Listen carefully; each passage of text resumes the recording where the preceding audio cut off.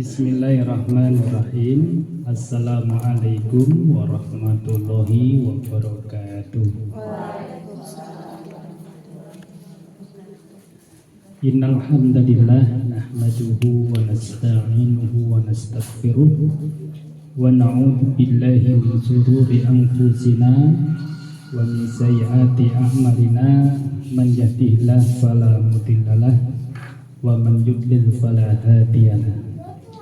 Asyhadu an la ilaha illallah wahdahu la syarikalah wa asyhadu anna Muhammadan abduhu wa rasuluh alladzi la nabiyya wa la rasula ba'dah. Ya ayyuhalladzina amanu taqullaha haqqa tuqatih wa la tamutunna illa wa antum muslimun. Wa qala sallallahu alaihi wasallam, tolabul ilmi faridatun ala kulli muslim. Amma ba'd. Para ummahat, ibu-ibu yang insya Allah dimuliakan oleh Allah, alhamdulillah pada pagi menjelang siang ini kita bisa bermajlis taklim di rumah Bapak Sumidi rahimahullah. Leres nggih? Jadi kalau tidak saya sudah beberapa kali pengajian di sini nggih. Mungkin ini yang kesekian kalinya. Saya masih ingat, dan beliau termasuk guru kita. Itu nggih, ibu-ibu nggih. Karena siapapun orangnya yang telah mengajarkan kepada kita satu huruf dari Al-Quran, maka itu adalah guru kita. Dan kita doakan semoga ilmu yang telah diberikan pada kita itu menjadi amal jariahnya. Salawat dan salam tidak lupa semoga tercurahkan pada junjungan kita, kepada uswatun hasanah kita, baginda Rasulullah Muhammad sallallahu alaihi wasallam, keluarga, para sahabat dan juga umatnya hingga akhir zaman. Amin ya rabbal alamin. Ibu-ibu yang insya Allah dimuliakan oleh Allah, tugas kita hidup di dunia ini untuk beribadah kepada Allah. Dalam ayat yang sering kita dengar, bahkan di antara kita hafal akan ayat tersebut adalah wa ma khalaqtul jinna wal insa illa liya'budun. Tidaklah aku menciptakan jin dan manusia kecuali agar supaya beribadah kepadaku, menyembah Allah Subhanahu wa ta'ala. Maka pada kesempatan ini kita akan murojaah bersama terkait dengan makna ibadah, kemudian hukum ibadah. Nah, lil ibadati maknayan. Jadi ibadah itu punya dua makna, ya. Punya dua makna.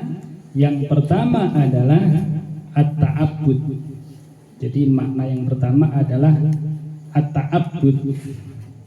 Huwa at-tadallulu lillahi bima syara'a mahabbatan wa ta'ziman.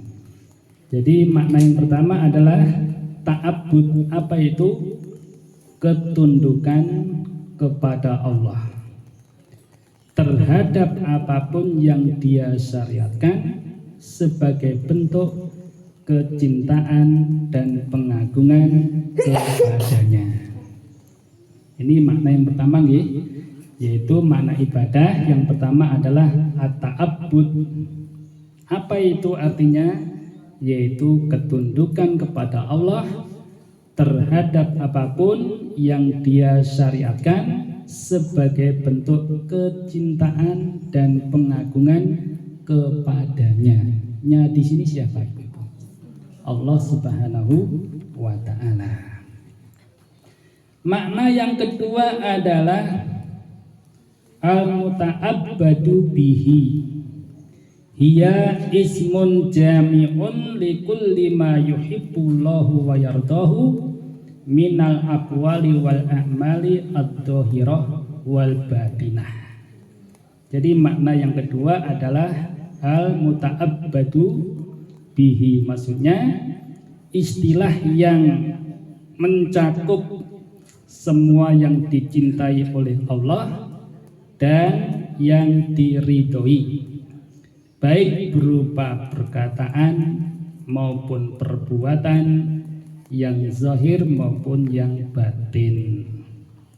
Ini makna yang kedua, yaitu istilah atau suatu nama juga boleh, suatu nama yang mencakup semua yang dicintai oleh Allah dan yang dia ridhoi, baik berupa perkataan maupun perbuatan, yang zahir maupun batin. Mislu, misalnya adalah sholat, ya. Contoh ibadah misalnya adalah sholat, ya.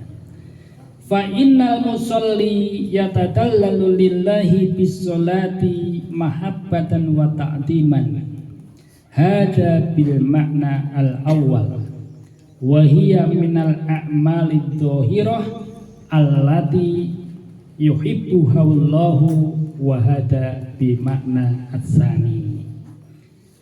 Maka orang yang melaksanakan sholat, ya, maka orang yang melaksanakan sholat pada hakikatnya dia tunduk kepada Allah dengan melakukan sholat sebagai bentuk kecintaan dan pengagungan. Inilah makna yang pertama. Sholat merupakan amalan zahir yang dicintai Allah. Inilah makna yang kedua. Jadi ibadah sholat sudah mencakup dua makna tadi. Sisi lain itu adalah bentuk berserah diri, ya, ketundukan kepada Allah disertai dengan kecintaan dan pengagungan kepada Allah. Di samping itu sholat adalah sebuah amalan yang memang dicintai oleh Allah Subhanahu wa ta'ala. Sholat itu amalan dohir atau batin, ibu-ibu? Dohir, nampak. Tidak boleh panjenengan sudah sholat, sudah kok nggak kelihatan, iya di batin kok sholatnya. Tidak, sholat itu dohir, kelihatan. Kalau daerah Jawa Timur ada, kalau orang itu nggak sholat, itu nanti kalau meninggal tidak ada yang nyolati.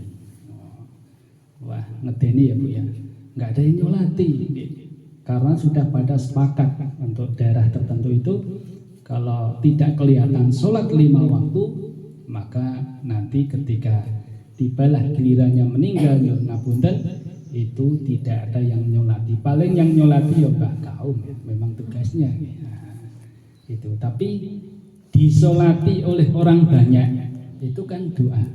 Bahkan kalau ada yang nyolati 40 orang, orangnya semuanya bertauhid kepada Allah, itu nanti di akhirat bisa memberikan syafaat, pertolongan atas izin Allah Subhanahu wa ta'ala. Kita lajengaken nggih ibu-ibu nggih.